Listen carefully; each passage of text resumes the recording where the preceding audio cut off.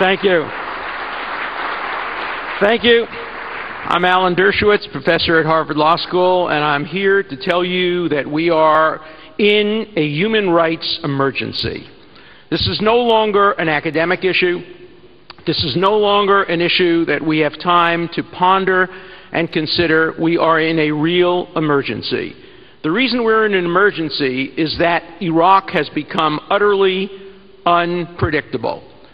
The risks to the lives of every single member of the MEK and every single resident of Camp Ashraf are immediate, real, clear, and present. There is no time for further discussion and debate. We must take action. And the action we must take is twofold. Number one, the MEK must immediately be delisted. That is required by law, it's required by morality, and it's required by the facts of the case. The United States Court of Appeals has issued an order demanding that the State Department reconsider. The State Department has been dragging its feet. They've been speaking out of two sides of their mouths. We have been on the phone repeatedly with State Department representatives. On the one hand, they tell us it doesn't matter at all whether the MEK is listed or delisted. And on the other hand, they're telling us that European countries won't take members of the MEK, and the reason for that is precisely because they remain listed. They must be taken off that list. It matters greatly. It matters under American law. It matters under perceptions. It matters under the realities of the situation.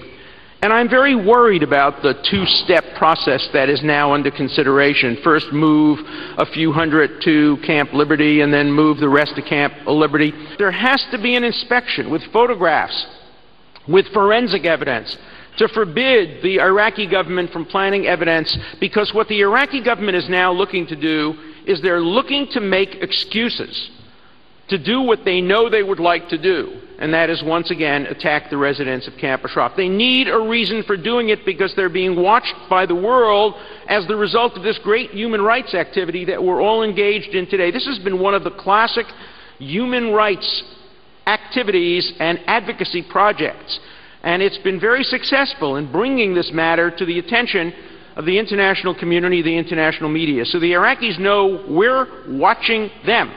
But they're still looking for excuses to do what we know they want to do.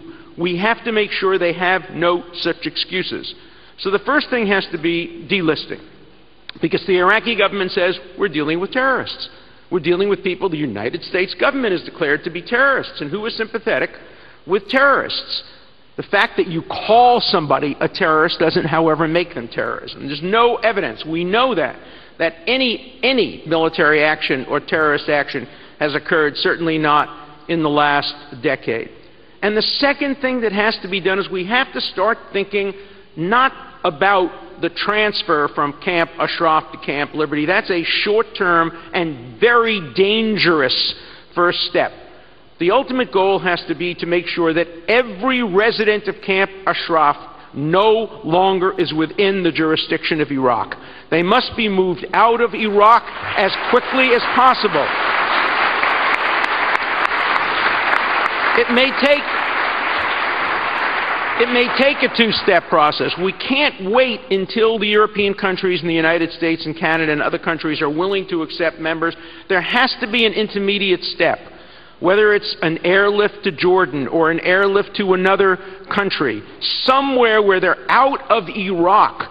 And we're not talking about comfort. There's a lot of mistake. The State Department says, oh, you're worried that there won't be playgrounds for the children. You're worried that there won't be this facility or that facility. That's not the ultimate issue. That's a concern, but it's not the ultimate issue. The ultimate issue is the safety, the physical safety of the residents. There is an emergency, as I've said. There's no time for the usual procedures of the courts to go slowly. The delisting has to occur immediately.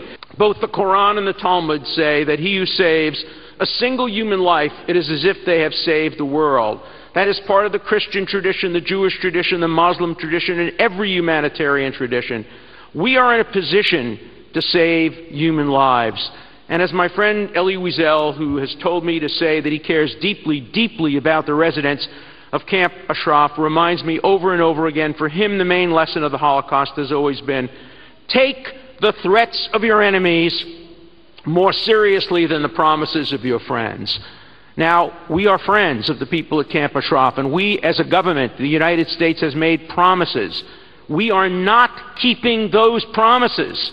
It is a scandal that the United States is not keeping its promise. We demanded of the residents of Camp Ashraf that they give up their ability to defend themselves in exchange for a solemn and sacred promise that we would take over their defense, we would protect them. In this Capitol building, I call on the United States government, keep its promise, save lives, rescue the residents of Camp Ashraf. Thank you very much.